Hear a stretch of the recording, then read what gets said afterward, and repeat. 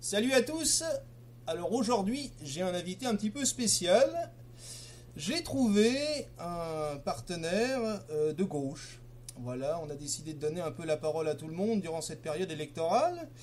Et j'ai trouvé un mélenchoniste. Et donc je vais le laisser se présenter. Alors présente-toi un peu à mes abonnés et à mes auditeurs avant qu'on démarre le débat sur Mélenchon. D'accord. Bonjour à tous, bonjour aux auditeurs et aux abonnés de la chaîne.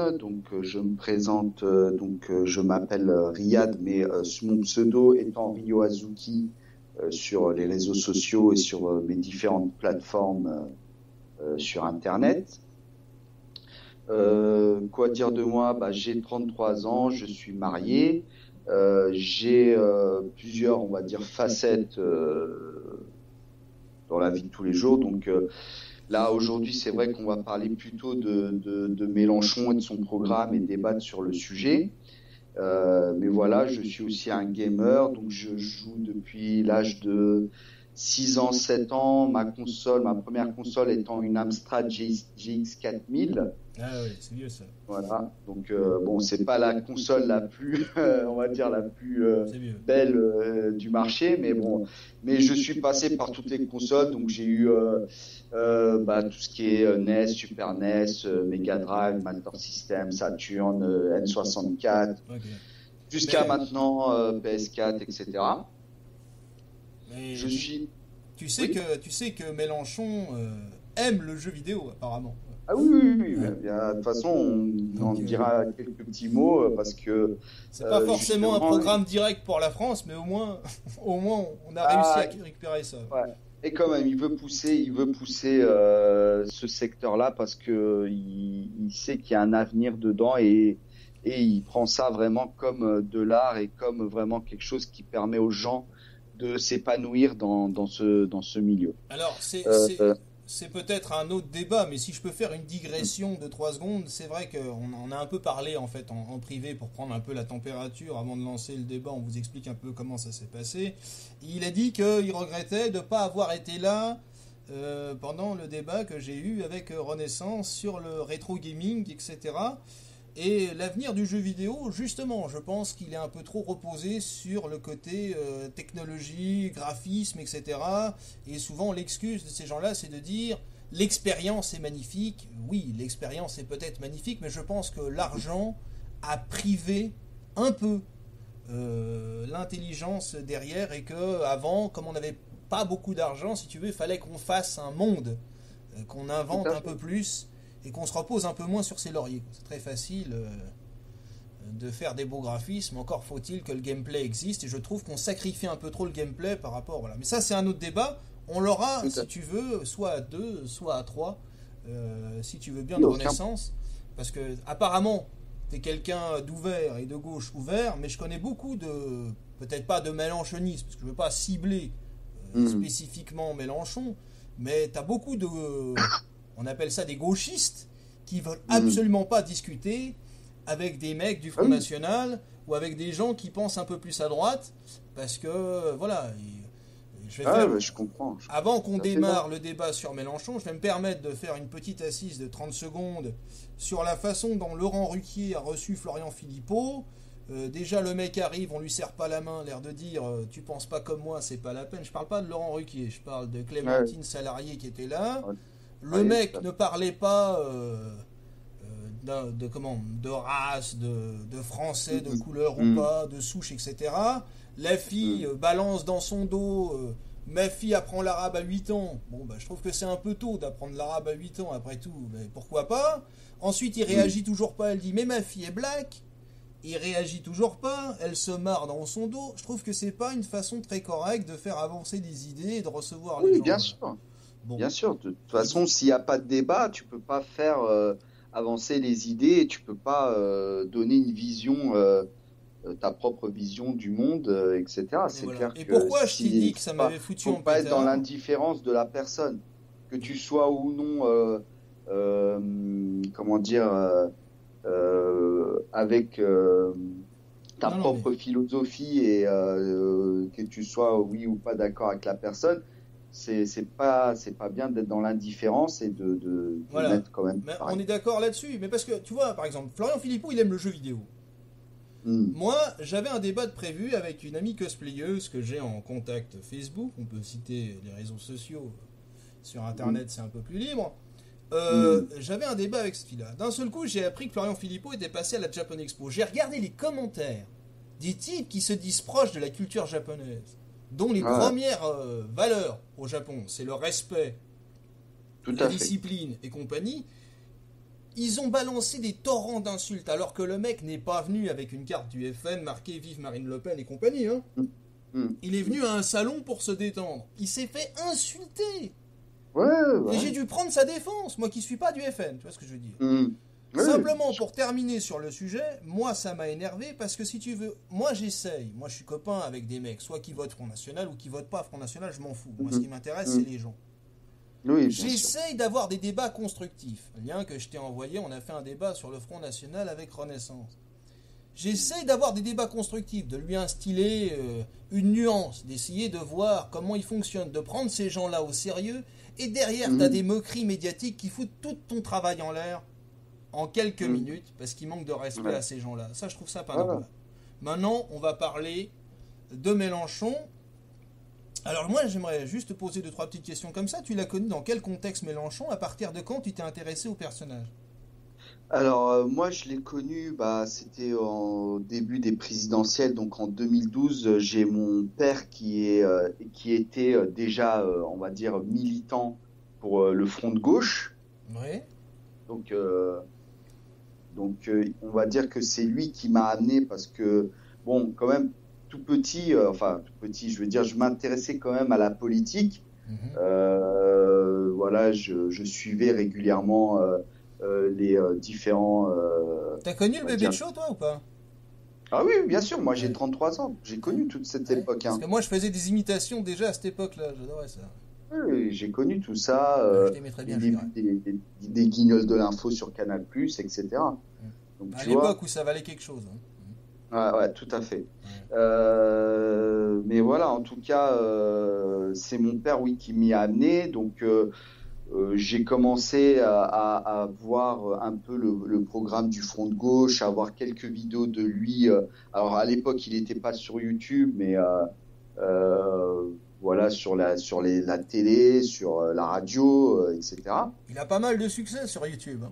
Ah oui, bien sûr. Donc, et voilà, je me suis, en l'écoutant, je me suis attaché au personnage, je me suis attaché à ses valeurs, je me suis reconnu dans sa philosophie, d'avoir un monde meilleur et d'avoir aussi une France qui se relève on va dire, de 10 ans de malheureusement, de catastrophe. Oui, si je peux faire une toute première incise, permets-moi, on aimerait tous qu'il y ait un monde meilleur, mais un monde meilleur, c'est un peu une généralité, un peu facile à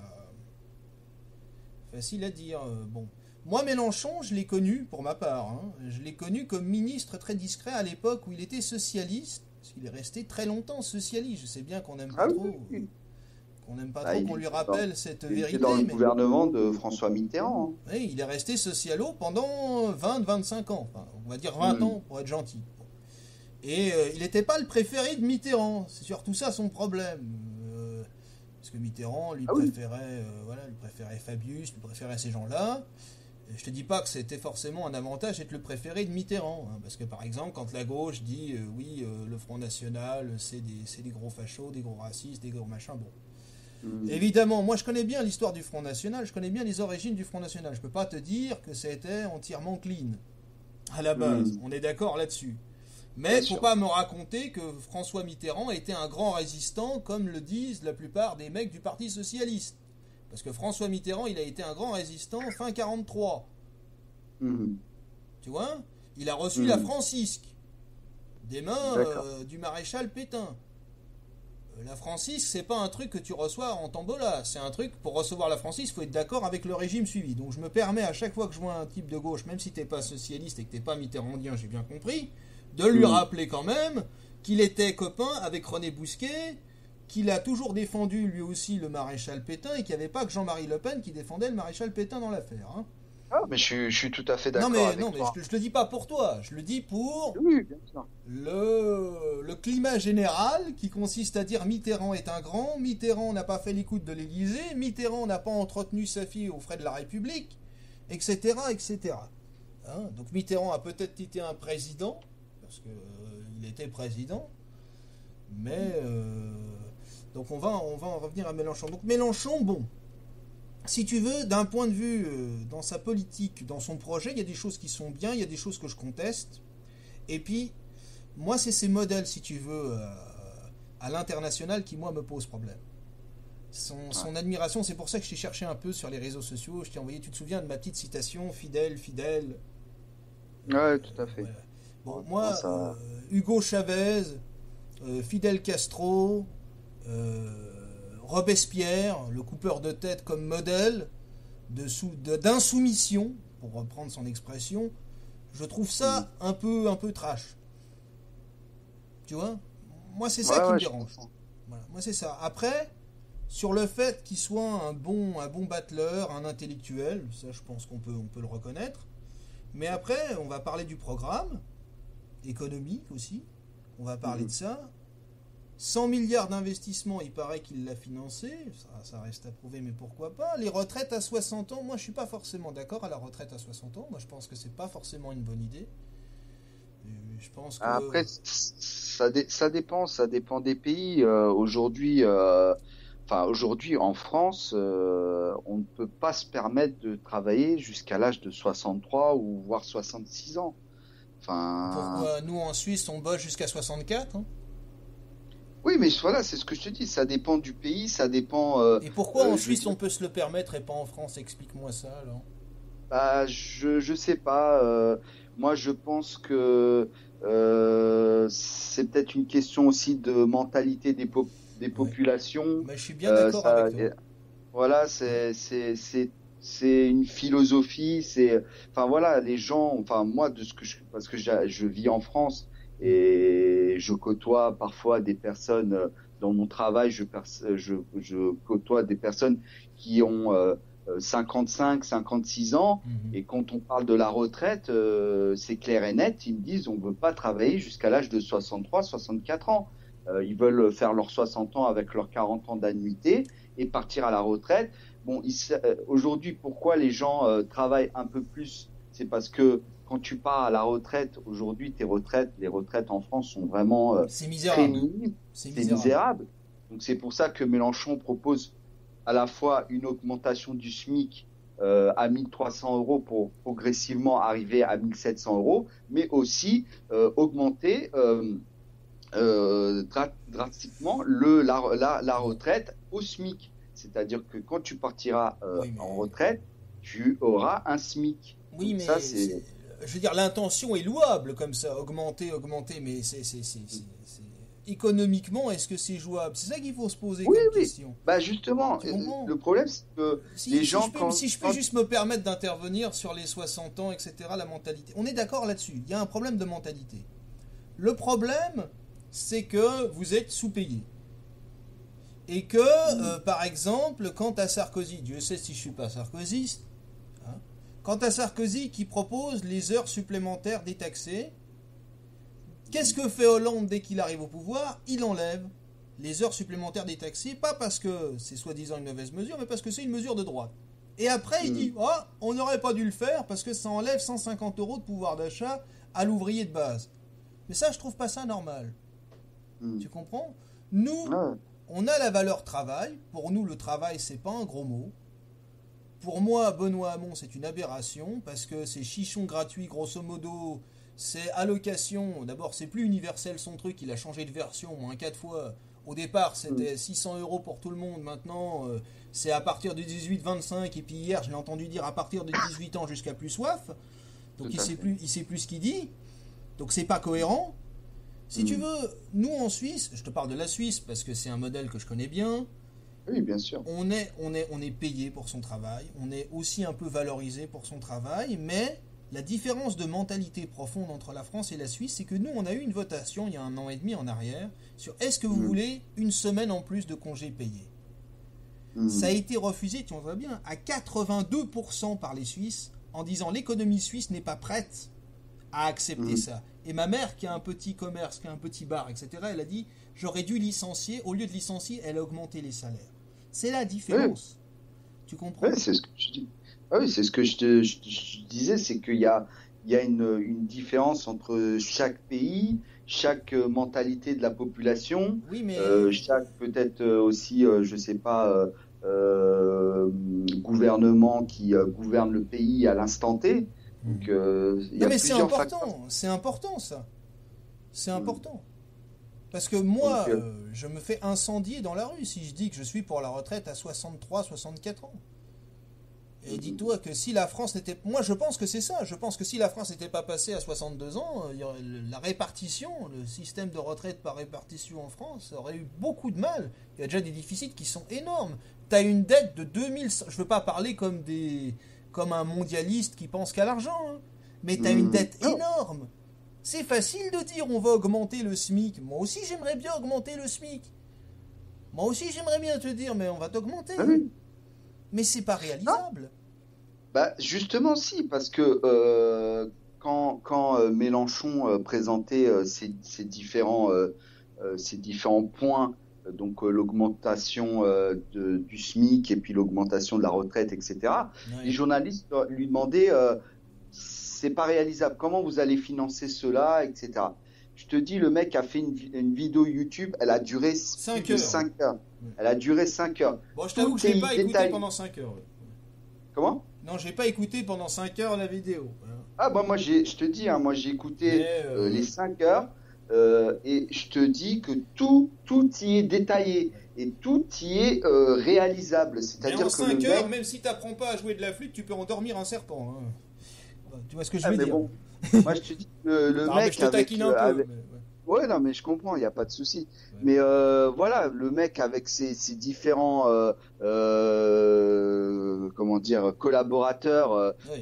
Ah, que il a ça des soit économistes, ouais. il a des économistes, il a des comment dire, il a des gens qui sont pas mal du milieu, voilà, du financement aussi, comment financer pour un redressement du pays, etc.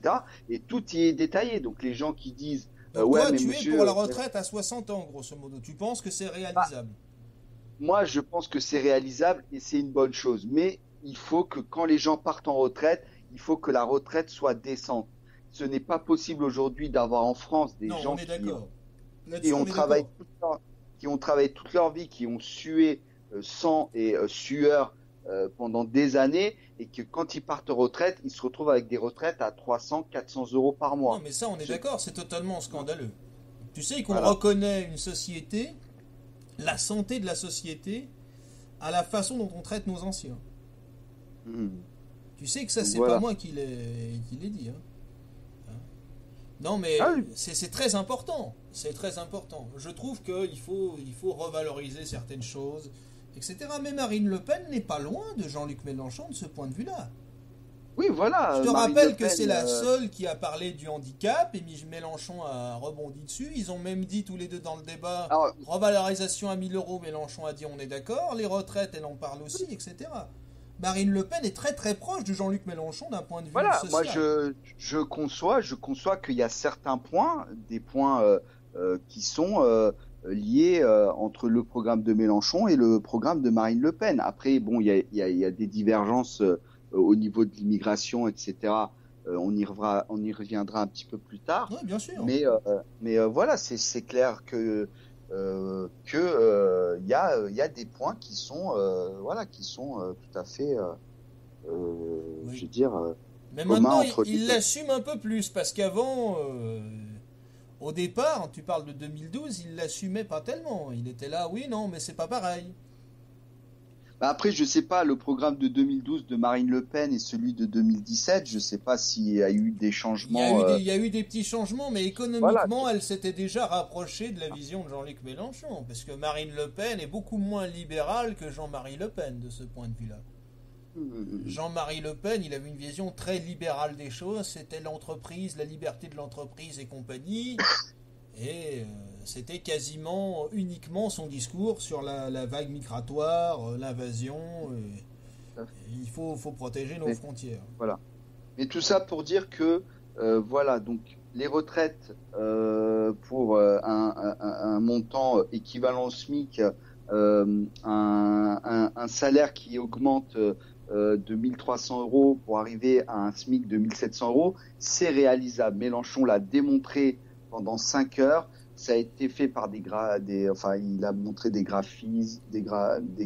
Oui. Bon, moi aussi je peux te montrer des graphismes qui vont pas être en son avantage. Mais après tout, ça fait partie du jeu. Moi, je donne crédit à ça. Je n'y crois pas, hein, parce que j'ai fait quelques économies et pourtant je suis pas libéral, je suis pas. Voilà.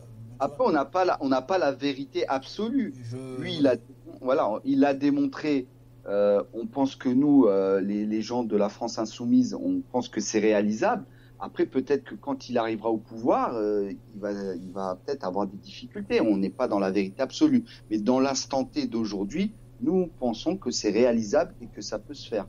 Et tu penses qu'on peut augmenter le SMIC, laisser remettre la retraite à 60 ans en même temps, qu'il n'y a pas une légère contradiction entre ces deux choses-là, et que qu'est-ce qu'il avait dit aussi, et qu'il voulait faire en plus 100 milliards d'investissements.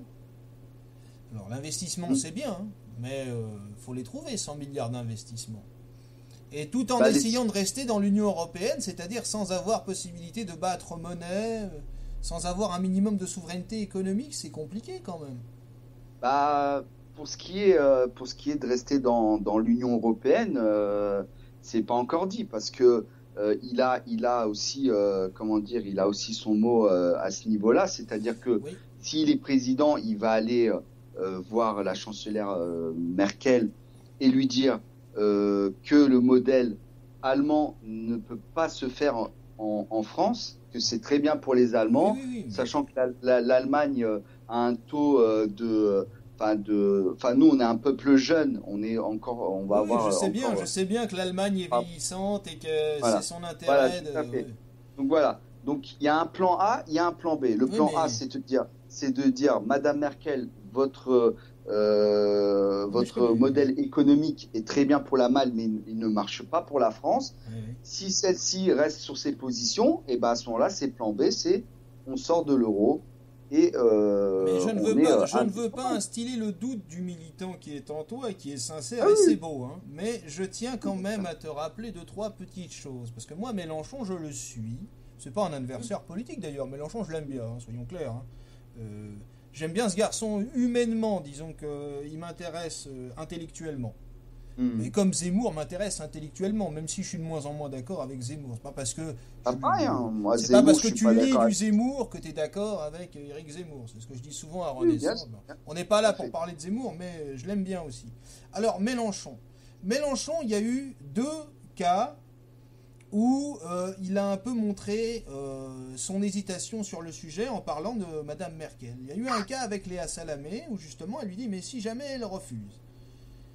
Et là, je l'ai senti un peu titubant en disant mais de toute façon elle refusera pas parce qu'elle peut pas refuser. Sous-entendu, je suis même pas prêt à aller jusqu'au bout, quoi. Non, c'est pas ça, il ne se met pas dans l'idée qu'elle puisse refuser le deal. Mais il dit au dernier moment, si elle refuse le deal, je sortirai du truc, mais j'ai pas l'impression qu'il y croit vraiment, puisqu'il avait l'air vraiment hésité en disant de toute façon elle peut pas refuser. Au dernier moment, son expression c'était au dernier moment, elle me rattrapera par la manche pour ne pas que je sorte. Oui, justement, pourquoi ? Parce que c'est dangereux de faire ça, parce que si elle dit je veux pas te rattraper par la manche, il va sortir. Est-ce qu'il en a vraiment envie ? Je suis pas sûr. Moi, je pense que oui, parce que justement, il prenait le cas de la Grèce, qui est le cas le plus récent.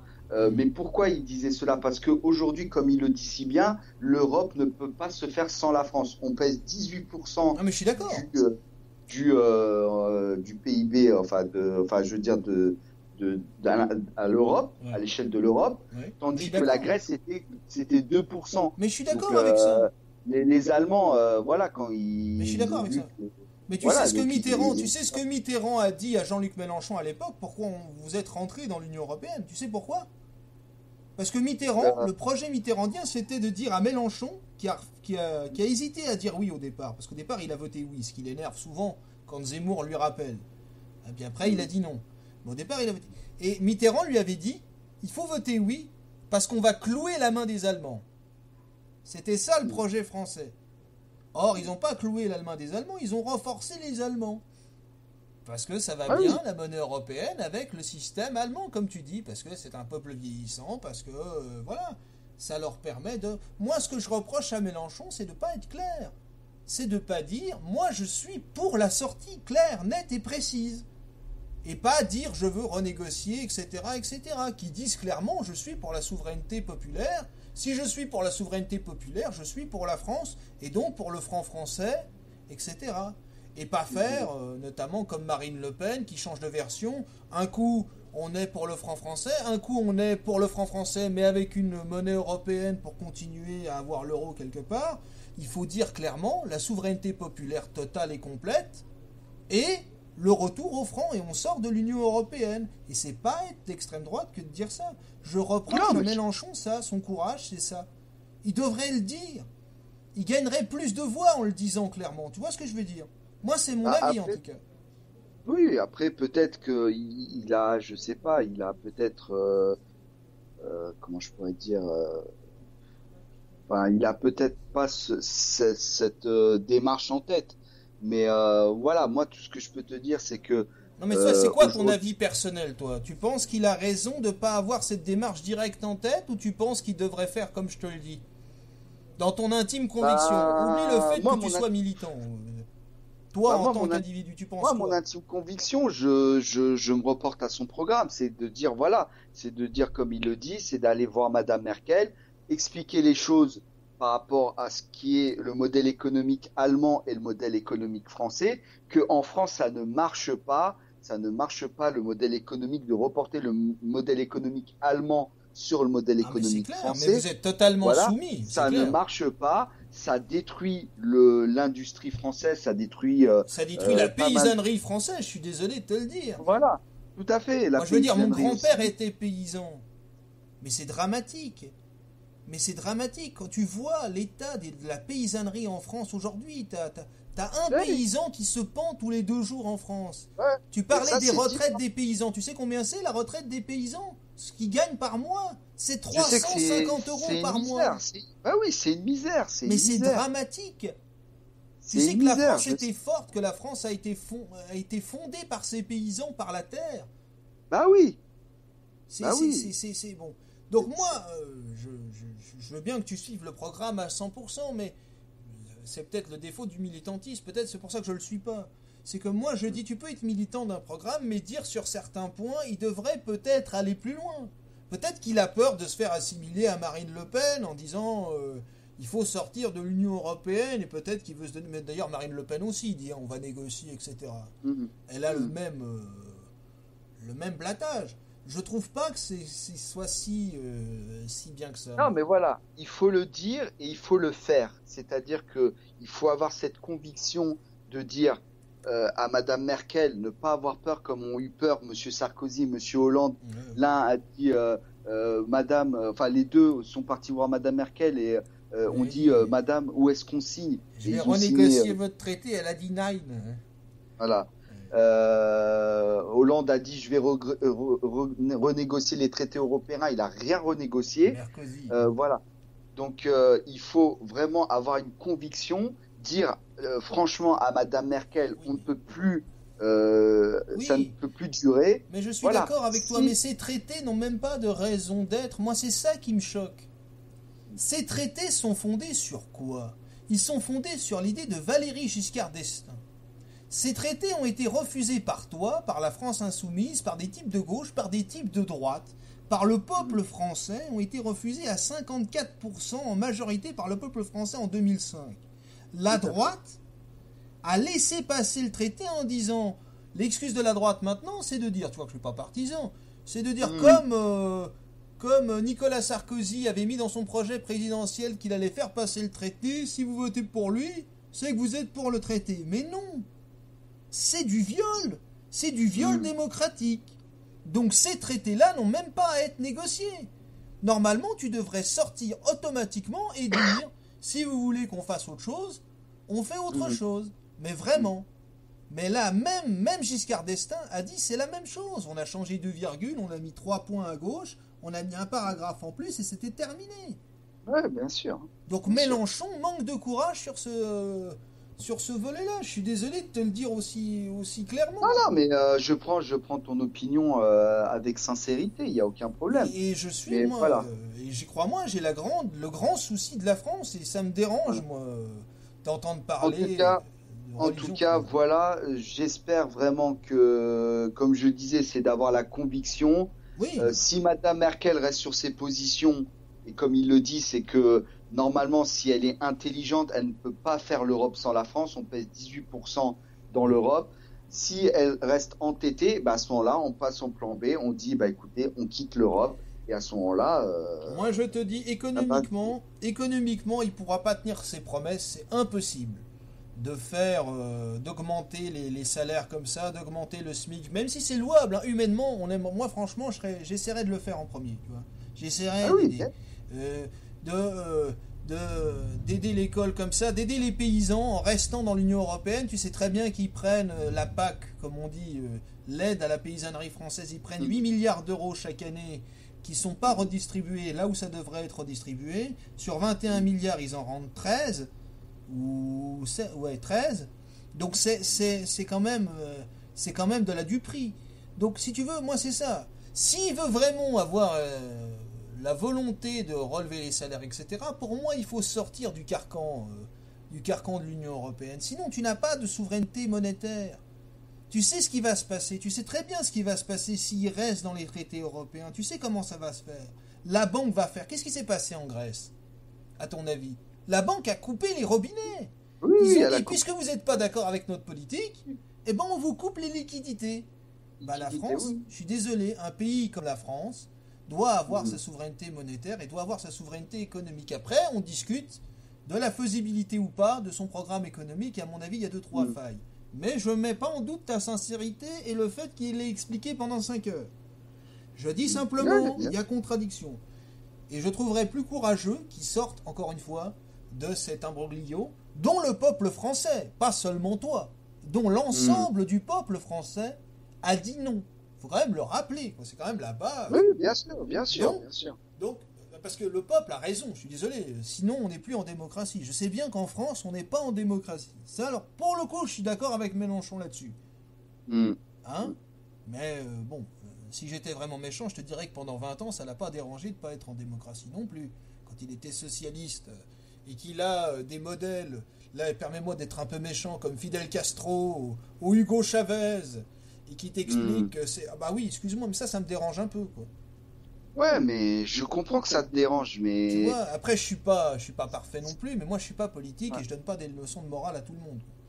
bien sûr, non, Tu mais vois? c'est clair. Donc voilà. Après, je comprends que ça dérange qu'il ait des modèles comme Fidel Castro ou Hugo Chavez. Après, Parce que c'est pas des modèles. il le dit, c'est pas de, on va dire comment je pourrais dire, de Tu, rejeter une image de ces personnages sur ce qui sera pour la France. Parce que tu as C'est vu plutôt le coup avec Ségolène Royal quand elle a dit qu'il n'y avait pas de prisonniers politiques, etc. et Mhm. que elle était presque défendue par Mélenchon.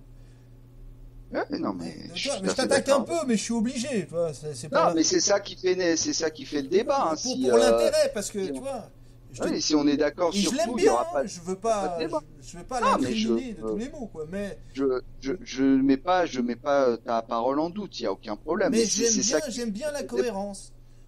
Voilà. Tu peux pas Après, oui. prêcher la démocratie d'un côté et aimer Robespierre, quoi. Parce que Robespierre, dans l'histoire, ça a été un coupeur de tête. Tu Ah, comprends? mais C'est ça. oui, je conçois tout à fait ton point de vue. Donc de ce point de Après, vue-là, je suis voilà. un peu Michel Onfray, si tu veux, voilà quoi. C'est vrai, mais j'aime beaucoup Michel Onfray, par exemple. Non, mais voilà, donc je disais Vas-y. simplement, c'est de voir ce qui a été fait dans les pays d'Amérique latine. Oui, Je prends par exemple le cas de l'Équateur. L'Équateur a été un des premiers pays à faire ce qu'on appelle, donc ce que dit Mélenchon, l'Assemblée constituante.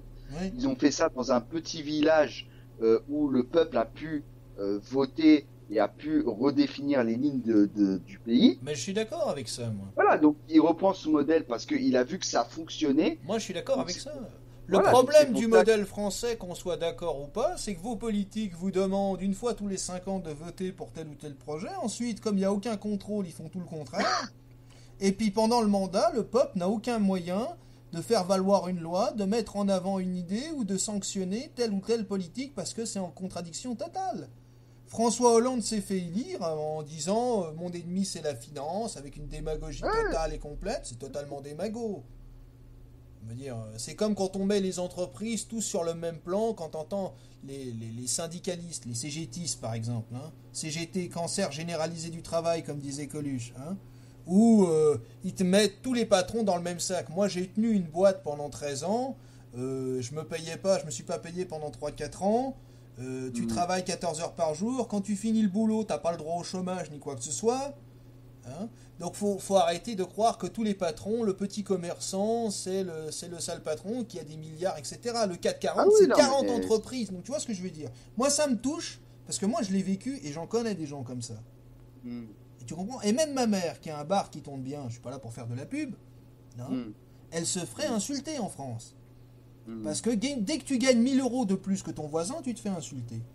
Parce que vous avez un problème avec l'argent et la réussite. Alors je te parle pas comme Macron, il faut te payer un costard, etc. Hein. Surtout à propos de Fillon. Bon, pour moi, a perdu toute crédibilité. Ça, c'est sûr et certain que... Morale. Bon. Parce que... il ne sert à rien de parler d'autorité quand on n'est pas soi-même irréprochable. Qui imagine le général de Gaulle mis en examen et ensuite il a ajouté, alors qu'il n'aurait pas dû le dire, si je suis mis en examen, je démissionnerai. Bon. Ah oui. Non, mais moi... Bon. Donc qu'est-ce qui reste en réalité ? C'était sûr que c'était que du pipeau. Il sait très bien que... Mélenchon, peut-être qu'il y croit, mais je pense qu'il sait quand même les réalités. Moi, je pense qu'il devrait sortir de cette Union européenne. Et qu'est-ce qui va arriver ? Moi, je te donne un pronostic, peut-être que je me trompe. Il faut se méfier parce que Emmanuel Macron, Marine Le Pen en finale, prépare-toi à une sacrée surprise. Hein. Parce qu'entre le programme, entre guillemets, ce que vous appelez libéral d'Emmanuel Macron, et le programme populaire, et non pas populiste, le programme populaire de Marine Le Pen, même si ça dérange certains types de gauche, je suis pas persuadé qu'Emmanuel Macron passe en premier. Hein. Parce qu'Emmanuel Macron, c'est une fabrication. Enfin, aujourd'hui... Tu votes pour qui, toi ? Si tu as Marine Le Pen et Emmanuel Macron en finale. Voilà, ça reste des sondages, donc c'est... Non, mais imaginons que ça arrive. Tu votes pour qui ? Moi ? Ouais. Tu vas à la pêche ou tu votes pour quelqu'un ? Je suis désolé de te le dire, mais je ne voterai pas au deuxième tour si c'est Macron et Madame Le Pen qui sont au deuxième tour. Voilà, mais dis-toi qu'une voix qui ne s'exprime pas est une voix perdue d'une certaine manière. Parce que tu peux être certain... Je ne voterai pas pour un vote utile comme je l'ai fait en 2012 quand il y a eu Hollande. Mais je suis d'accord avec toi. Voilà. Et je te dis, c'est tous les insoumis et les insoumises de France pensent exactement la même chose. Mais tu vois, ils ne votent pas au deuxième tour. Le problème, c'est qu'aujourd'hui en France, la démocratie, c'est devenu une stratégie. Et le problème, c'est que Fillon, on a beau taper dessus, tout ce que tu veux, le jour où Fillon est éliminé du premier tour, ce qui risque d'arriver, il faut être clair, il y a pas mal de gens qui votent François Fillon qui vont tous aller chez Marine Le Pen en grande partie. Parce qu'ils l'ont tous dit, si François Fillon dégage, parce qu'il chope l'électorat entre guillemets catholique, etc., la droite de la droite, tu vois ce que je veux dire, c'est ça Fillon, hein. C'est la France traditionnelle, c'est la droite des valeurs, et c'est pas la gauche du travail, hein. C'est la droite des valeurs et compagnie. Hein. C'est là, voilà. C'est ça le socle de François Fillon. Le jour où il dégage, ce qui risque d'arriver, c'est pas sûr, mais ce qui risque d'arriver, tu peux être sûr que 80% des électeurs de François Fillon vont aller chez Marine Le Pen. Non, mais ça, je suis tout à fait d'accord. On est d'accord là-dessus. Oui, donc, bien sûr. Attention, bien sûr. Danger. Enfin, pour ceux qui pensent que c'est un danger. Moi, je pense que c'est incohérent, ce qu'elle raconte. Après, si Marine Le Pen devient présidente de la République française, c'est une possibilité. Qui est une forte possibilité. Comme je disais, ce sont que des sondages, mais quand on voit les sondages, elle est toujours créditée de 25%. Oui, pour les sondages, comme voilà. tu dis, mais bon, voilà. C'est une possibilité parce que je vois, moi, j'entends ce qui se passe en France. t'as des gens qui au départ disent, j'en ai notamment 2 qui m'ont dit ouais, au départ je voulais voter Front National comme pour dire on va vous foutre un coup de pied au cul, d'accord, parce qu'il y en a qui le croient sincèrement au Front National, et il y en a beaucoup. J'aime pas non plus ceux qui disent que le Front National c'est juste un vote de protestation, etc. Mais il y en a aussi qui protestent. Et même ceux qui protestent me disent non seulement j'ai voté au premier tour FN, mais si elle est au deuxième tour, allons-y aussi pour le deuxième tour. Donc il faut faire très attention. Et je rappelle qu'en 2002, parce que j'ai vu une émission il n'y a pas longtemps là-dessus, un mois avant l'élection présidentielle, ils mettaient tous Jean-Marie Le Pen en 3e position à 8%. Et tu sais ce qui est arrivé en 2002. Oui, bien sûr, ce qui arrive en 2012, bien sûr. Et Marine Le Pen, elle est très implantée, parce que là où je suis pas d'accord avec Renaissance, c'est quand il dit Philippot n'y est pour rien, c'est parce que le contexte fait que le Front National monte. Je dis oui, le Front National il monte parce que le contexte lui permet de monter. Mais Florian Philippot, c'est un énarque qui est un stratège. Donc il a implanté le Front National dans des régions, dans des villages où le Front National n'était pas. Et Mélenchon, il a au moins cette... tu vois, s'il était courageux, il devrait s'entendre aussi avec Benoît Hamon, parce que vous ne pouvez pas passer le 2e tour de l'élection présidentielle si vous vous alliez pas. Ouais, mais... Tu comprends, c'est ça le problème. Moi, j'aime bien Mélenchon, mais à un moment donné, qu'est-ce qu'il veut faire? Il veut faire un baroud d'honneur. Je l'aime bien. Mélenchon, ça a été le premier à annoncer sa candidature pour les élections 2017. Oui, voilà. Mais mathématiquement, tu vois ce que ça donne. On lui a proposé d'aller dans les primaires de la gauche. Il a refusé, on est d'accord. Il a refusé catégoriquement. Il est cohérent. Il savait très bien. Il est cohérent. Comment? Il est cohérent, je suis d'accord. Mais une fois que la primaire est finie... Il savait très bien ce qui allait advenir de cette primaire de la gauche. Oui. Voilà. Donc aujourd'hui, on a Monsieur Hamon, certes, qui a sa légitimité, mais qui veut faire exactement... Bon, il y a des points de différence, mais qui veut faire exactement la même politique que François Hollande et garder Madame El Khomri en gardant la loi El Khomri. On est d'accord, mais c'est du recasage. Mais c'est comme Macron, d'ailleurs. D'ailleurs, Jean-Luc Mélenchon a eu un bon mot qui a fait rire Marine Le Pen pendant le débat. Je ne sais pas si tu te souviens, il y a eu une prise de bec, puis il a dit c'est très bien que le Parti Socialiste se parle. Voilà. Avec Macron et Hamon. C'était très drôle. Il faut bien qu'il y ait un débat du Parti Socialiste. C'était très drôle, mais très vrai. Voilà. Bon, et puis c'est ce qui est bien chez Mélenchon, c'est que malgré qu'il a cet air sérieux et cet air colérique parfois, il a toujours un trait d'humour qui simplement... Ça, il est méridional. Il est méridional, on peut pas... Non, mais moi je conteste pas les qualités de l'homme, si tu veux. Moi, je suis un pragmatique, je veux pas faire mon Macron. Mais d'un point de vue pourcentage, il faut être réaliste. D'un point de vue pourcentage, si tu veux que Mélenchon passe au 2e tour, ce qui serait... Moi, j'ai un copain qui va voter, sans dire son nom, qui va voter Jean-Luc Mélenchon. Et je lui ai dit, t'as raison. Je lui ai dit, si tu... C'est pas le plus incohérent, Mélenchon. C'est pas celui qui a le moins de qualité. Je trouve qu'il a plus de qualité que Benoît Hamon. Je trouve que Benoît Hamon, c'est totalement démagogique. Je veux dire, le shit, on n'arrive pas à enrayer la drogue, donc on va légaliser. Tout le monde va avoir du pognon sans travailler. C'est totalement utopiste. Mélenchon ne dit pas ça. Mais je te parle au niveau des pourcentages. La réalité des faits, c'est que Hamon va prendre plus de 10% de l'électorat. Il va prendre 10, 11, 12% de l'électorat. Mélenchon va faire un peu plus, peut-être. Mais même en faisant plus, il sera pas il sera pas au 2e tour mathématiquement. Parce que c'est la vieille phrase de César, diviser pour mieux régner. Non, mais je ne remets pas ta vision en doute. Tu comprends ce que je veux dire? Oui, non, mais je comprends tout à fait. Peut-être que tu as raison et peut-être que oui, que Mélenchon ne sera pas au 2e tour. Et il faudrait qu'il trouve un... Voilà, nous, les militants de la France Insoumise, on est là pour convaincre le plus grand nombre. Mais t'as raison, t'as tout à fait le droit. On sait qu'aujourd'hui, les sondages le démontrent aussi. On sait qu'aujourd'hui, en France, plus de la moitié, donc à peu près c'est 50% d'électeurs qui sont pas décidés. Qui ne sont pas décidés pour qui voter. Donc nous, on est là pour les convaincre. Et chose intéressante pour toi et pour Marine Le Pen, tu as 50% de ceux qui votent Emmanuel Macron qui sont pas certains de maintenir leur vote. Oui, voilà. De 50% de l'électorat d'Emmanuel Macron. C'est te dire la fabrication du personnage. Voilà, donc aujourd'hui, on a cet électorat qu'il faut convaincre, présenter le programme L'Avenir en commun. Aujourd'hui, Mélenchon est présent sur la plupart des réseaux sociaux. Il a sa page Facebook. Il a YouTube où il cartonne. Je conteste pas. Moi-même, je crois que je suis abonné à sa chaîne YouTube. Voilà. Ça m'intéresse. Moi, tout m'intéresse en politique. Voilà. Je te dis. Donc nous, on est là pour.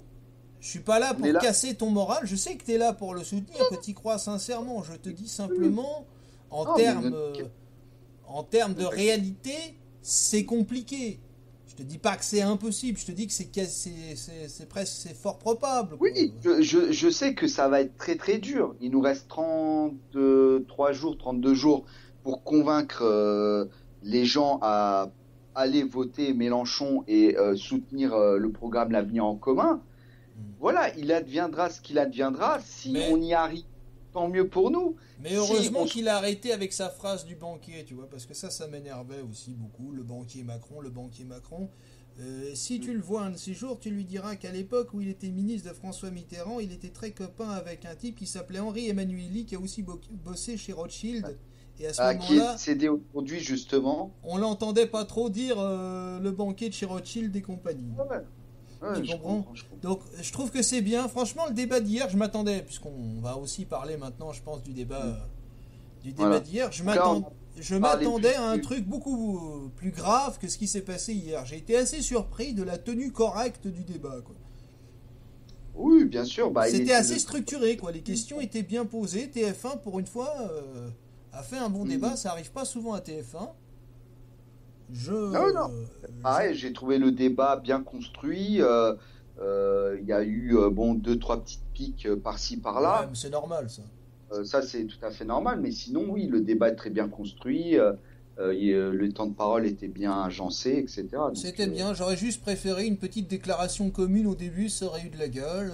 De dire que, c'est pas pour défendre Dupont-Aignan, mais que le critère des 10% dans les sondages, si c'était ça, Benoît Hamon, au départ, dans les sondages, n'aurait jamais été présent, ni François Fillon d'ailleurs, parce qu'on voyait tous Sarkozy, Juppé à la droite se passer, puis on sait ce qui est arrivé. Donc je trouve que c'est pas à TF1 de sélectionner le choix des Français. Oui, non. Mais moi, de toute façon, Il a eu raison de quitter le plateau de TF1 là-dessus. Oui, mais de toute façon, j'ai le même sentiment à l'égard de ça. Hein. Je pense que TF1 a fait une grave erreur en invitant que 5 candidats parmi les 11. Voilà. Et c'est pour ça que ce qui ne sera pas le cas de BFM TV. Ça ne sera pas le cas, oui, effectivement. Le 4 avril pour le second débat, qui sera avec les 11 candidats, quoi. Après, moi, j'ai pas la vérité absolue, mais je pense qu'il devrait choisir un thème précis, et puis ou 2 thèmes ou 3 thèmes, mais pas poser 15 thèmes. 15 thèmes en même temps, parce que c'est vrai que c'est compliqué. Non, mais voilà, 3 thèmes principaux, l'économie, l'immigration, l'éducation, l'international. Et voilà, et puis, je sais pas, voilà, le pouvoir d'achat et, comme on dit, l'augmentation des salaires, et puis voilà.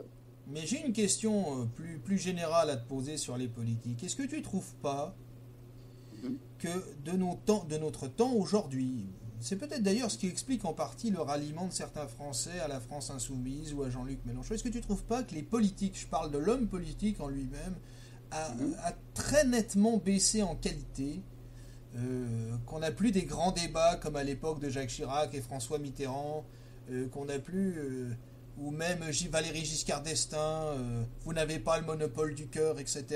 Tu ne trouves pas qu'on n'a plus ces grands débats posés, clairs, intellectuels, avec de la vision? Tu trouves pas que ça manque un peu à la France, ça aussi? Alors, peut-être que oui, les débats d'aujourd'hui sont un petit peu plus, on va dire, ça fait spectacle. Voilà, spectacle au rabais, mais voilà, après, moi je trouve que les débats d'aujourd'hui ont quand même leur légitimité, ils sont, comment dire, bien amenés. Après, voilà, à voir quand tu es... non, je dis pas que le débat n'a pas de légitimité, parce que le jour où il n'y a plus de débat en France, c'est plus la France. Donc, oui, voilà. Non, mais après, voilà, je pense que aujourd'hui, on peut quand même avoir de très très grands débats. Il y en a eu sur la chaîne France 2 entre Marine Le Pen et Mélenchon, où il y a eu vraiment eu des remontées un petit peu colériques Ouais. de la part de Oui, vous êtes une Mélenchon. semi-démente, ça vous en laisse une bonne moitié. C'est très beau, c'est des très bons jeux de mots, Ah, mais mais voilà. ça fait Donc, pas avancer. on a toujours quand même ces petites choses qui font que, Ça m'ennuierait que le superflu, tu voilà. vois, j'ai l'impression que Ça- c'est de la distraction, l'élection présidentielle. Maintenant, ça devient de la distraction pour moi. T'as la moitié de l'élection présidentielle qui est perdue sur les affaires Fillon, tout ça, etc. Je veux dire, le peuple français n'est pas débile. S'ils veulent sanctionner, ils sanctionneront. Comme le dit un philosophe de gauche, j'ai plus de respect pour l'abbé Pierre ou pour Mère Teresa, mais il faut aussi arrêter de mettre de la moralité partout. Il y a aussi le programme. Et si on ne peut pas parler des programmes au moment où on doit en parler, on trompe le peuple, quoi. Tu vois ce que je veux dire? Tu vois ce que je veux dire?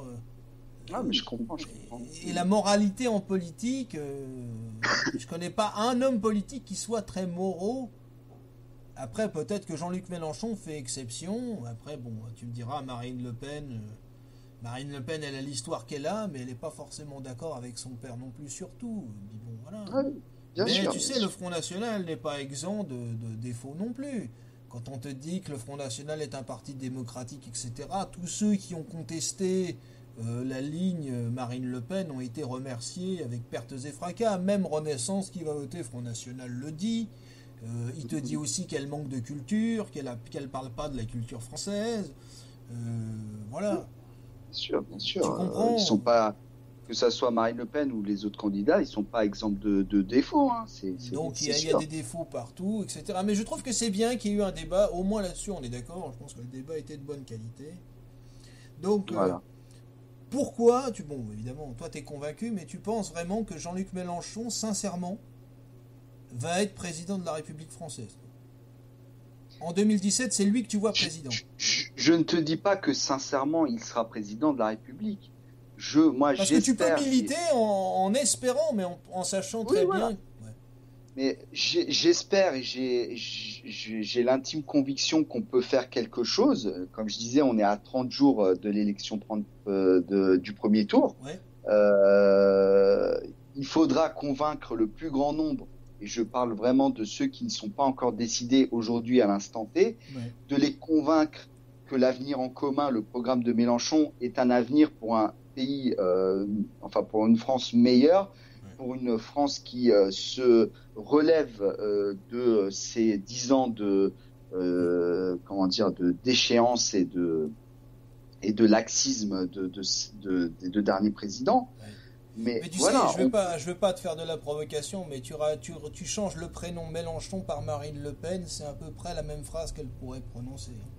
Mais c'est très beau. mais voilà, en Mais tout non, cas, mais je l'espère. J'espère vraiment bien sûr, que bien sûr. on puisse avoir quelqu'un qui va vraiment permettre, et je dis bien qu'il va vraiment permettre parce qu'il a l'intime conviction et il a vraiment la conviction pour relever le pays. Parce Je que ne remets si, pas en cause sa conviction, son intime conviction et sa volonté de voilà, relever le pays. si Je on se remets en retrouve, cause les cohérences économiques ah oui, non, et mais le fait voilà. de danser un peu sur les deux pieds. C'est tout ce que Oui, je voilà. remets en Après, cause. je ne dis pas que son programme est parfait à 100%. Il y aura peut-être deux, trois petites choses à revoir.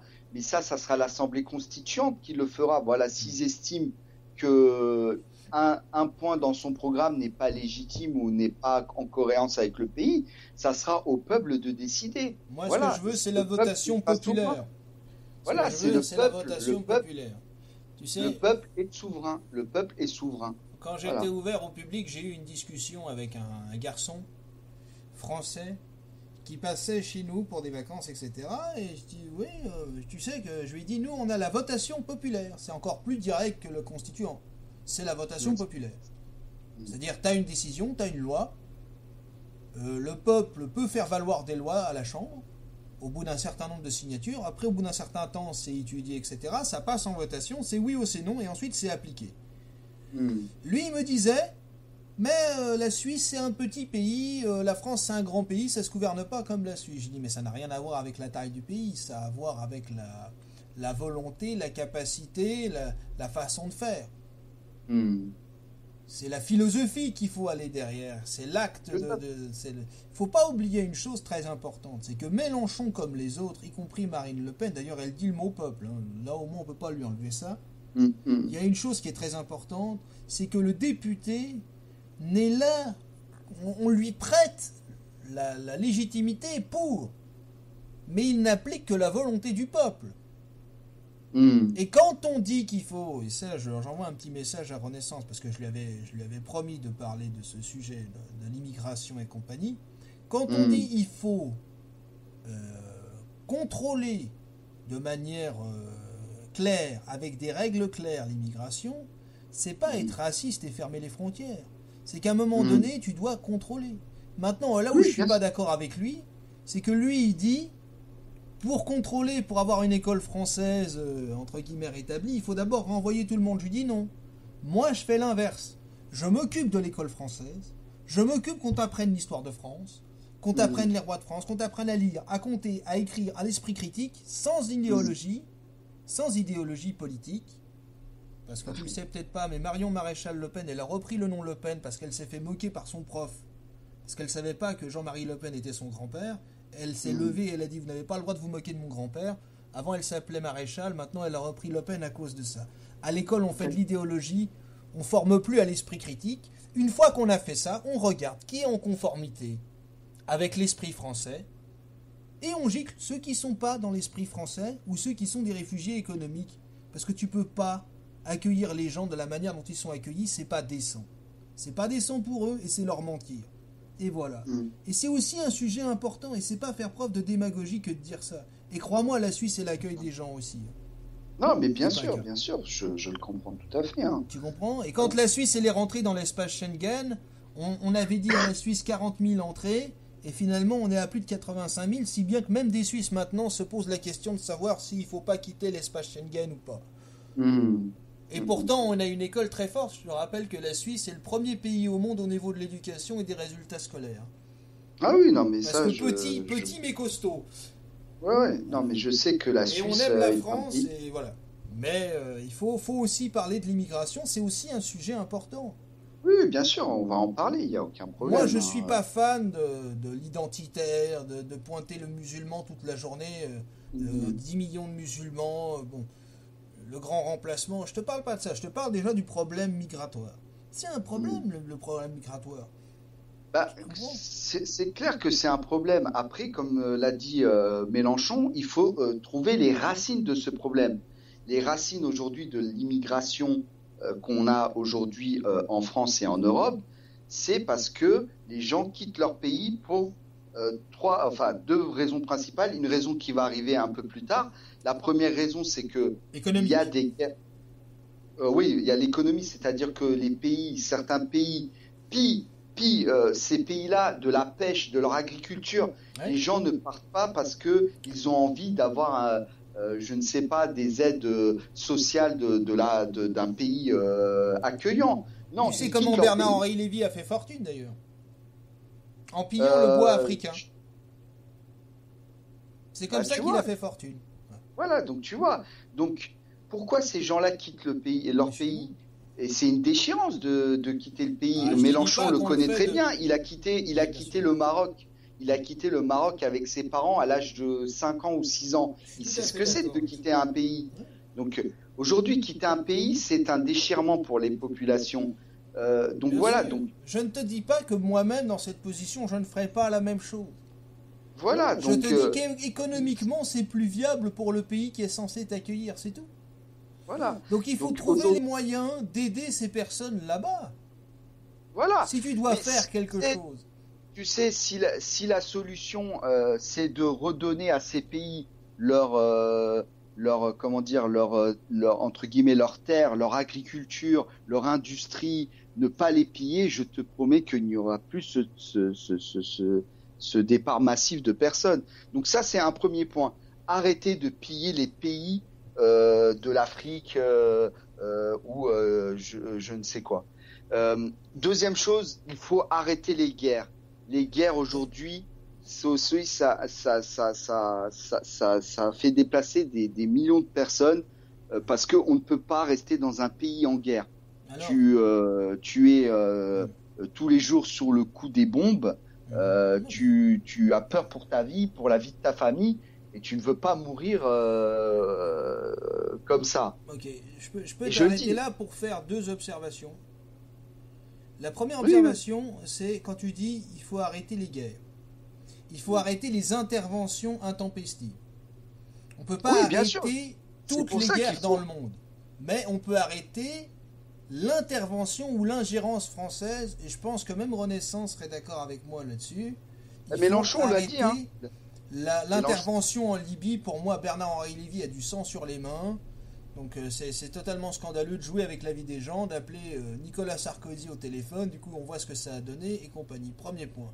Et deuxième point, quand on prend Merkel en disant quel grand humaniste. Tu sais, la vie est très cynique. Toi tu penses avec ton cœur et c'est rare de penser avec le cœur. Mais la vie politique et la vie au quotidien d'un pays est parfois très cynique. Et si elle a accueilli plus de 800 000 migrants, c'est pas par bonté d'âme qu'elle a accueilli ces gens-là. C'est parce qu'elle a un peuple vieillissant et que ces gens-là vont demander des petits salaires. Parce que tout le monde sait très bien qu'en Allemagne, c'est des petits salaires. Ah oui, bien sûr. Tu vois ? Sauf que quand c'est Marine Le Pen qui le dit, on l'écoute pas parce que c'est Marine Le Pen qui le dit. Mais quand c'est un type qui est pas politique, qui essaie de combattre le Front National avec des arguments sérieux, et que quand on dit qu'elle a raison sur un point, elle a raison sur un point, et moi je suis pas de droite ou de gauche, je suis d'idée, sans vouloir faire mon Macron, qu'à un moment donné il faut être réaliste. Et j'aime pas le cynisme en politique. Donc, à un moment donné, tu peux avoir le grand cœur sur la main, tu peux aider n'importe qui que tu vois dans la misère sans en faire les gros titres dans les journaux, etc.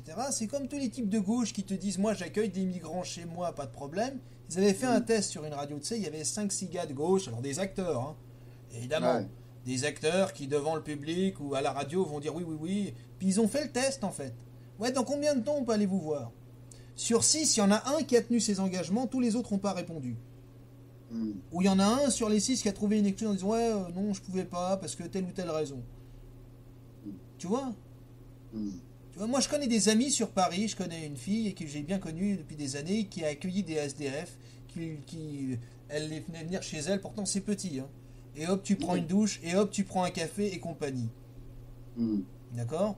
Cette dame-là, je l'ai très bien connue, on a eu des rapports très très privilégiés tous les deux ensemble pendant des années. Mais elle est admirable, mais même moi je suis pas sûr d'y arriver à faire ça. Moi je vais pas te mentir. Après, ça dépend des personnes, c'est clair. Tu vois ce que je veux dire ? Mais même toi, tu peux être sincère dans ce que tu dis, puis devant la réalité des faits, qu'est-ce qui se passe ? Merkel, elle s'est fait passer pour un Superman du cœur et de l'ouverture, mais en fait, elle a pensé aux intérêts du pays, aux intérêts économiques avant tout. Et pas forcément à l'intérêt des gens. Puis il faut voir dans quelles conditions tu reçois ces gens-là. Est-ce que tu trouves que c'est humain de recevoir des gens dans de mauvaises conditions ? Non ? Non, c'est très bien, on le sait très bien pourquoi Madame Merkel a accueilli autant de réfugiés. C'est parce qu'elle avait besoin de main-d'œuvre, on va dire à bas coût. Ah, c'est vrai qui sont payés une misère. Voilà.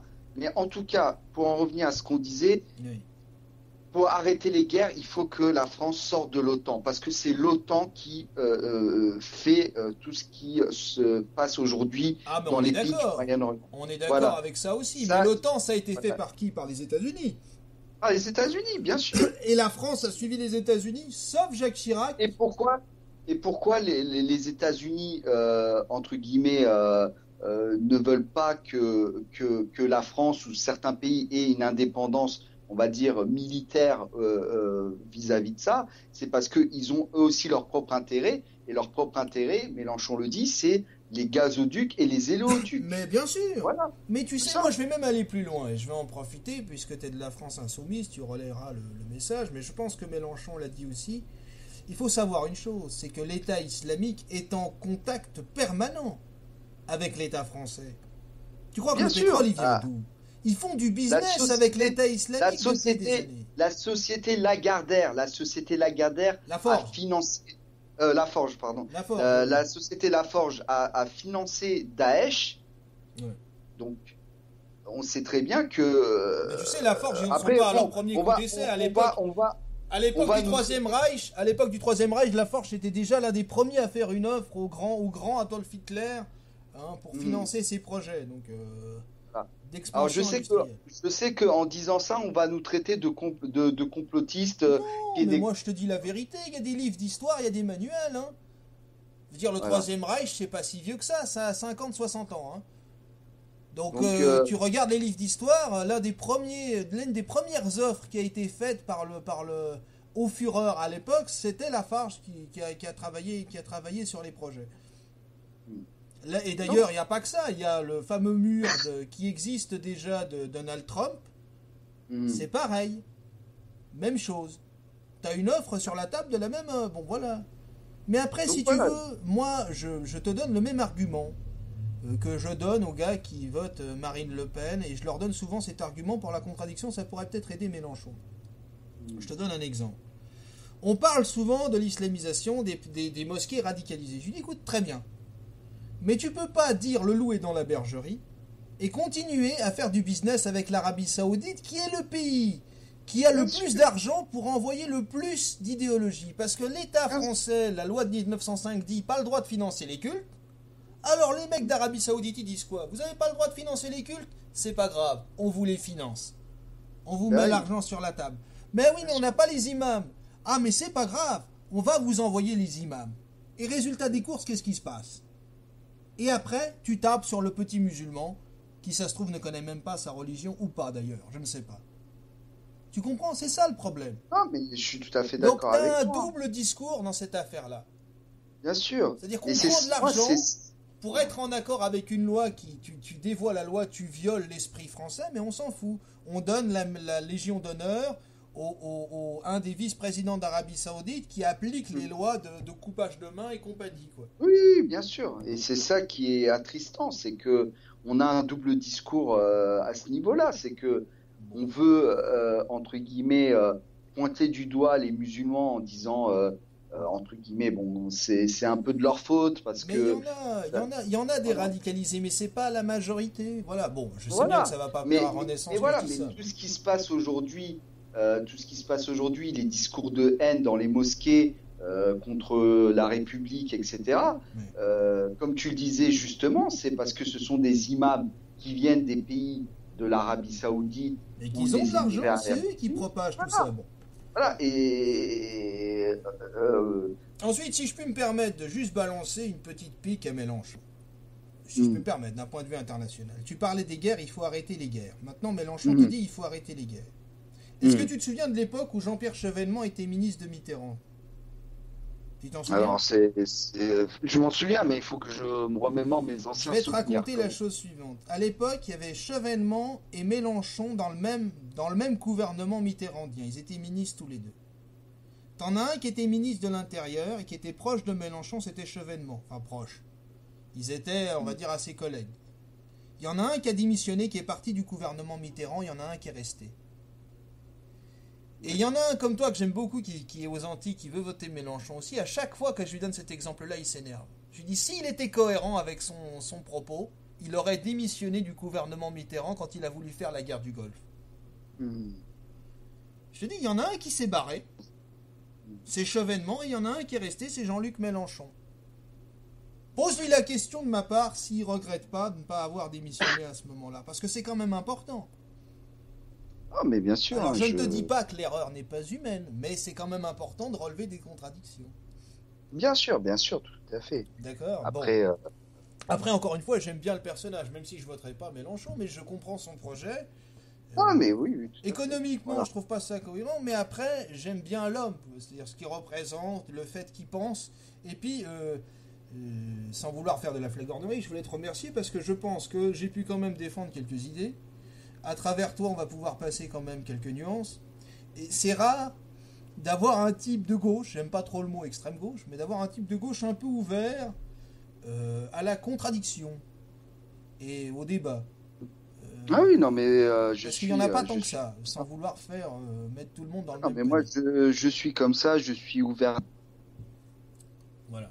Est-ce que tu as un mot de conclusion par rapport à Jean-Luc Mélenchon ou à ton impression générale sur le débat, personnellement. Je disais juste simplement, entre parenthèses, qu'il allait avoir une nouvelle immigration qui est l'immigration climatique. Ah oui. Le climat va changer d'ici, le climat change déjà et va arriver d'ici quelques années à son paroxysme avec le réchauffement climatique. Donc on a aussi cette immigration qui va tout simplement arriver d'ici quelques années. Mais c'est vrai, voilà. Mais j'aimerais bien que dans les écoles, on apprenne d'abord à lire, à écrire, à compter, plutôt que le tri sélectif. Je pense. Et le fait d'apprendre l'arabe, c'est pas un problème. Le problème, c'est que ceux qui apprennent l'arabe ne savent pas parler français, déjà. Tu comprends ? Oui, non, mais voilà. Non, mais moi, de toute façon... Après, je dis pas que c'est pas un sujet important. Je dis qu'un enfant doit apprendre les fondamentaux avant le tri sélectif. Voilà, tout à fait. Mais moi, je suis tout à fait d'accord. Il faut que les enfants apprennent les fondamentaux, à lire, à écrire et à compter. Et alors, à penser. comme disait Mélenchon, c'est très rare d'avoir un élève qui ne sait ni lire, ni compter, ni écrire. Généralement, c'est une des 3 catégories, mais pas plus. Mais c'est déjà grave. Oui, non, mais je dis pas. C'est déjà grave. Je dis pas que c'est pas grave. Mais bon, hier, on a commencé à dire qu'il y aurait certains élèves qui ne savaient pas lire, écrire et compter. Non, ce n'est pas vrai. Bon, moi je pense que l'école française peut mieux faire. Mais pour ça, il faudrait peut-être revoir un peu les programmes scolaires, si tu veux. Moi, je pense qu'il y a un peu trop d'idéologie là-dedans. Il y a de l'idéologie politique. Moi, Dieu sait si j'aime pas Alain Soral, et Dieu sait si je combats Alain Soral, et Dieu sait si j'ai été critique. Tu verras d'ailleurs, on a fait une émission sur Alain Soral là-dessus, c'était très amusant. Je me suis pas fait insulter, mais presque. C'était très amusant, j'ai montré ses contradictions, c'est un parano. Bon. Et t'as un prof qui a marqué, parce que le mec reprenait trois mots d'Alain Soral, oui, de là à reprendre les thèses antisémites. Les profs n'ont pas à faire des remarques, n'ont pas à mettre de la religion non plus quand t'es prof de français. Moi j'avais un prof de français qui nous disait quelle est la différence entre un évêque et un pasteur. Il me regardait, il me faisait la crosse, l'anneau, la mitre. Bon, est-ce que ça a à voir, c'est drôle, mais est-ce que ça a à voir avec le cours de français, quoi? Tout le monde le sait. T'as 95% des journalistes qui sont de gauche. Tout le monde le sait. Est-ce que tu trouves normal Les médias aujourd'hui, pourquoi ils sont détestés par le peuple, à ton avis? Il faut se poser aussi la question. Ils sont plus détestés, les médias, que les politiques, comme le dit lui-même Jean-Luc Mélenchon. Bien sûr. Les médias aujourd'hui sont vraiment détestés par une majorité de la population. Mon copain Renaissance me disait ah oui, mais les médias, c'est eux qui donnent les idées aux gens. Il faut savoir que 90% de la presse française sont détenus par les milliardaires, par 9 milliardaires. Par les milliardaires, ou alors par la pensée. Tu sais, tout le monde est de gauche. Je veux dire, si Laurent Ruquier est de gauche, tout le monde est de gauche, j'ai envie de te dire. Ça veut rien dire de gauche, de droite. Aujourd'hui, t'as l'amour du pays ou tu l'as pas, ou alors tu penses autrement, voilà. Mais pourquoi tout le temps mettre des étiquettes politiques? Tu regardes les médias, c'est ça aujourd'hui. T'as une façon d'être de gauche, c'est soit t'es Mélenchon, soit t'es plus libéral et t'es Manuel Valls, ou alors t'es pas de gauche. Si t'es proudhonien, ils savent même pas ce que c'est. Tu comprends? Ou alors t'es diabolisé, quoi. C'est ça le jeu médiatique. Mais c'est scandaleux. Mais même Renaissance me dit c'est eux qui instillent les esprits. Je dis mais tu crois qu'un paysan, quand t'as François Hollande qui avait dit ça va mieux, etc. Tu crois que le paysan, c'est parce qu'il entend à la télévision ça va mieux que ça va l'empêcher de se pendre? Bah oui. Ah oui. Mais c'est scandaleux. C'est scandaleux, c'est attristant. Mon grand-père a été résistant. Il a été résistant, pas comme Mitterrand, pas en 43, au début 44, quand la guerre était terminée et qu'il a vu que les Américains allaient débarquer. Et d'ailleurs, François Hollande a fait une énorme connerie, si vous me permettez l'expression. J'espère que Mélenchon n'aurait pas fait la même chose. Quand on sait que 85%, tiens, ça c'est de l'histoire, hein, c'est pas moi qui l'invente, hein, quand on sait que 85% des soldats tués ont été des Russes, et que sans le sacrifice des soldats russes, la France aujourd'hui serait allemande avec le bras tendu, on a au moins le respect de se présenter devant Vladimir Poutine. Parce que moi, je te le dis, quitte à choisir entre François Hollande et Vladimir Poutine, je préfère Vladimir Poutine. Je te le dis. Ah non, mais tu comprends? Parce qu'au moins, on a le respect des morts. On a le respect des morts. Le respect des morts, c'est ça, pas simplement le dire, il faut faire les choses. Je demande pas à ce que François Hollande soit aussi admirable que Nelson Mandela ou etc. Mais je demande qu'il fasse un minimum, quoi. Parce que vu le bilan calamiteux qu'il a, qui continue à critiquer le FN, c'est la meilleure façon de faire monter Marine Le Pen. La première des choses qu'il a dit, c'est vu l'incompétence du président, c'est le plus impopulaire de tous. Jacques Chirac, on peut contester, mais moi Jacques Chirac, au moins il avait la qualité, une des qualités premières, c'est qu'il a refusé le diktat américain. Il a refusé l'intervention en Irak. Ce type est un amoureux du peuple, est un amoureux des peuples, est un amoureux des gens. Il y a un type qui a très bien connu Jacques Chirac qui a dit si tu n'aimes pas Jacques Chirac, si tu n'as jamais voté pour Jacques Chirac, ne le rencontre jamais. Parce que moi j'ai vu des copains communistes voter pour Jacques Chirac alors qu'ils étaient communistes. Et le mec arrivait, il connaissait tout le monde dans les villages par leur prénom, il leur serrait la pogne. Il était proche des gens que t'aies une cravate. Ah non, mais Jacques Chirac, c'est tu comprends ce que je veux dire. Après, je suis pas d'accord avec tout ce que fait Jacques Chirac, mais moi, il va me manquer personnellement. Je tenais juste à passer ce petit message, message personnel, parce que voilà. Moi, mon ex-beau-père, qui est d'origine sénégalaise, qui était français depuis quelques années, il a reçu une lettre écrite de la main de Jacques Chirac pour le féliciter d'avoir été français. Tu vois ce que je veux dire ? De la main. C'est pas un bureaucrate, etc. Donc le contact humain, c'est quand même important. Tu vois ce que je veux dire ? Ah oui. Le peuple se sent délaissé par ses élites. Donc voilà, je souhaite à Mélenchon vraiment de, je sais pas, peut-être pas d'être élu, mais de garder au moins une probité intellectuelle, parce qu'il a une certaine probité intellectuelle. On peut pas lui enlever ça. Voilà. C'est pas le pire des politiques, mais la politique, pour moi, est descendue beaucoup trop bas en France. J'essaye de relever le niveau, mais c'est pas facile. Oui, malheureusement, c'est clair. C'est clair que c'est pas évident. On est arrivé. Voilà. Est-ce que tu as un mot de conclusion ou tu veux encore parler d'autre chose ? Je sais pas si... non, je pense... On a le temps, hein, tu sais, c'est ouvert ici. Hein. Tu peux parler 5 heures, y a pas de souci, moi je suis entraîné. Ouais. Mais bon, comme j'ai des choses après à faire, je vais pas te prendre ton temps. c'est efficace. Non, de toute façon, on aura l'occasion de parler d'autres sujets, il n'y a aucun problème. Oui, bien sûr, là, c'était parce qu'on est en Mais voilà, moi, en conclusion, j'ai jugé que le débat était intéressant et que j'ai repéré que tu étais plutôt proche de Mélenchon. Je savais pas que tu étais militant, mais pourquoi pas. Non, en conclusion, je dirais simplement, voilà, donc hier, on a vu un Mélenchon fidèle à lui-même, présentant un programme qui est réalisable, comme je disais, si vous avez des doutes, n'hésitez pas, bon, je vous dis pas d'aller voir les 5 heures, mais n'hésitez pas à piocher un peu sur les différents points qui sont évoqués dans cette vidéo. Si par hasard il y a des gens qui au jour d'aujourd'hui ne savent pas pour qui voter, j'espère les convaincre et de leur dire que avec ce programme on peut relever le défi d'avoir un pays qui sera qui se relèvera de 10 ans ou de plusieurs années de déchéance. Mais voilà, en tout cas, sinon je tiens à te remercier pour ce débat et ça a été un plaisir. Et aux auditeurs et aux abonnés de la chaîne. Merci pour te donner la parole et on te retrouvera à mon avis cette fois dans d'autres domaines, plutôt domaine du jeu vidéo. Jeux vidéo, japanimation, cinéma, musique, voilà, il n'y a aucun problème. Donc on fera un débat. On fera un débat sur ces sujets-là aussi. J'ai senti ta frustration très légère. On aura des points de désaccord, mais c'est intéressant. En tout cas, je te remercie également parce que c'est grâce à des gens comme toi et comme d'autres d'ailleurs que cette chaîne existe. Et c'est pour ça qu'elle existe. Hein. C'est pour ça. C'est pour donner des vocations et transmettre des idées, qu'on soit d'accord ou pas. J'ai pu exprimer mes réticences. Maintenant, on souhaite bonne chance parce qu'on est démocrate. Tout à bientôt, les amis. Vive la France et vive la République.